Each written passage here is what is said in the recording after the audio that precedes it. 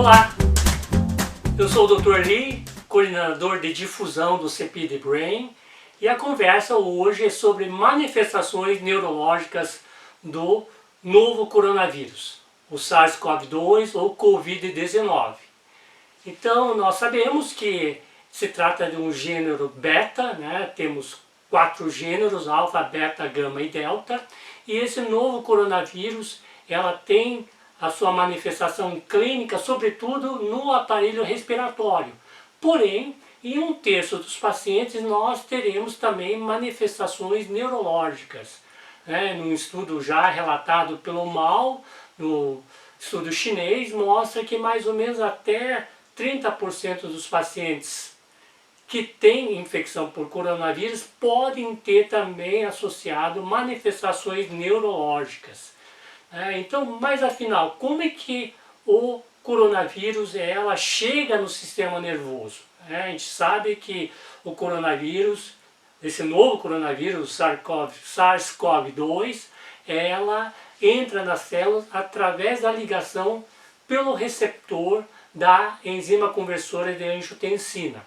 E esse receptor está em todo o nosso corpo, inclusive no cérebro. A infecção ela pode chegar, digamos, no sistema nervoso por 3 vias, a gente poderia pensar dessa maneira. Ou por sangue, na via do sangue, através do endotélio vascular, ou através, digamos, de infecção de células brancas, linfócitos, e assim esse sistema imunológico vai atravessar a barreira hematoencefálica, carreando esse vírus para o sistema nervoso, ou através da propagação desse vírus através do axônio. Interessante de que um dos sintomas neurológicos precoces do Covid-19 é a alteração do cheiro. A pessoa começa a não sentir mais o cheiro ou o gosto da comida. Então, é um termo que a gente fala de anosmia ou digeusia, que realmente leva ao comprometimento das vias olfativa ou gustatórias, através, digamos, da infecção das células nervosas desses 2 sistemas, e assim ele pode alcançar o sistema nervoso. Então, nesse estudo do Mao, que foi publicado recentemente, que mostra mais ou menos uma série de 200 e poucas pessoas, que as manifestações elas poderiam ser classificadas ou divididas em 3 grandes grupos. Grupos esses que levam à alteração da consciência da pessoa, e muitas vezes pode levar a coma ou alterações leves e confusão mental. Alterações essas periféricas, levando a quadro de dor muscular, mialgia, alteração, digamos, da sensibilidade. E isso são manifestações que podem ocorrer no novo coronavírus. E outros que realmente têm sido relatados dentro de quadros que são graves do coronavírus, desse novo, alterações vasculares.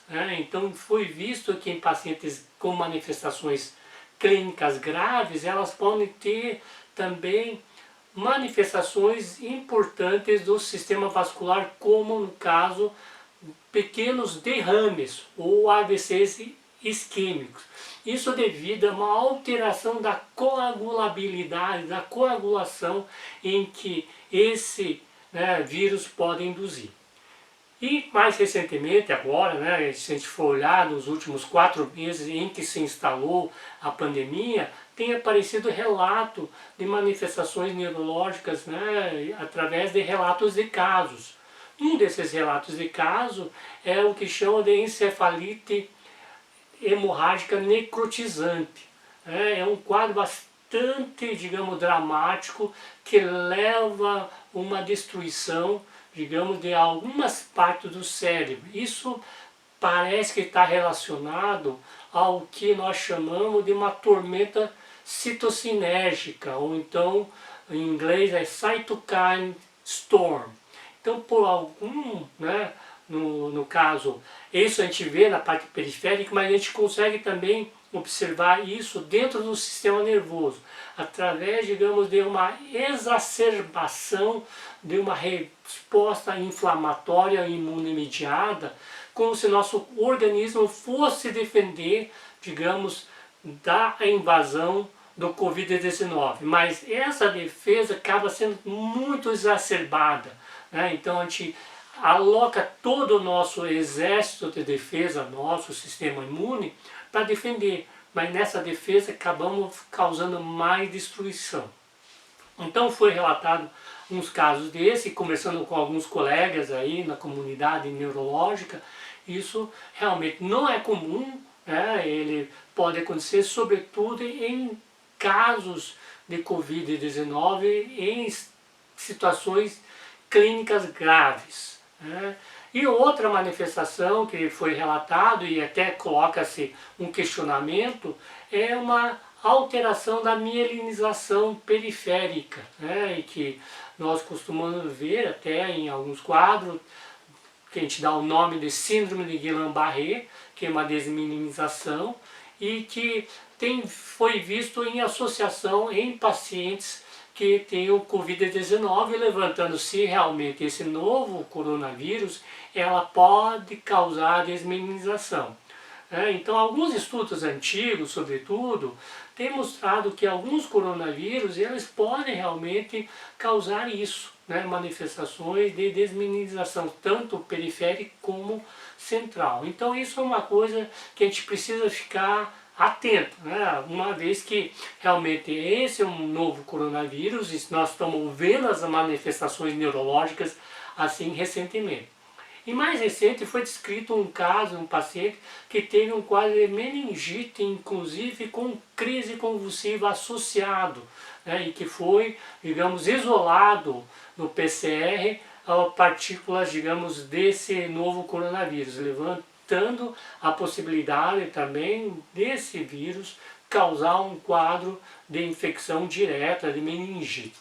Então, eu até fiz uma anotação no meu caderninho aqui dessas manifestações que se tem. Uma coisa assim que a gente precisa ficar atento, sobretudo os neurologistas, é essas alterações de consciência muitas vezes em que o paciente está na UTI, entubado, e que levanta a questão, será que esse paciente não tem um quadro neurológico de um comprometimento direto ou indireto do Covid-19, seja levando um quadro de alteração de consciência secundária a ela, ou mesmo, no caso, crises epiléticas, que a gente chama de estado de mal não convulsivo, que possa, então nesse momento é importante colocar aqui que são possibilidades e que deve se entrar no rol do diagnóstico diferencial. Será que esses pacientes que têm alteração da consciência não possa estar tendo um quadro de comprometimento do encéfalo secundário à infecção do Covid-19 ou mesmo crises que estão sendo induzidas aí? Então esses são pontos a ser levantados. Por fim, um aspecto que tem levantado um sinal de atenção, warning aqui, é o fato de que o coronavírus possa também estar envolvido nos casos de paciente que tem um quadro de comprometimento respiratório. O que eu quero dizer, o que as pessoas estão levantando como uma questão? De que alguns desses pacientes que têm comprometimento respiratório não necessariamente seja puramente direto à questão mecânica da ventilação pulmonar, mas também possa ter um comprometimento central, nos centros respiratórios que comandam o drive respiratório. Então, muitas vezes a gente até vê em descrições, os pacientes ficam muito tempo no respirador, elas não têm dificuldade em sair, mas não necessariamente devido à alteração mecânica ventilatória, talvez tenha um componente central. Então fica aqui digamos, os pontos de alerta que a gente precisa ficar, digamos, ligado com essas possibilidades. A Academia Brasileira de Neurologia tem uma força-tarefa e que logo logo eles estarão disponibilizando, né, uma plataforma para que os colegas no Brasil todo possam estar relatando essas alterações neurológicas, que a gente possa compor um quadro mais amplo, né, desse panorama neurológico associado ao SARS-CoV-2 ou Covid-19. Então fica aqui essa conversa, né, e acho que é um tema bastante interessante e novas, digamos, descobertas aparecerão, basta que nós fiquemos antenados. Até mais!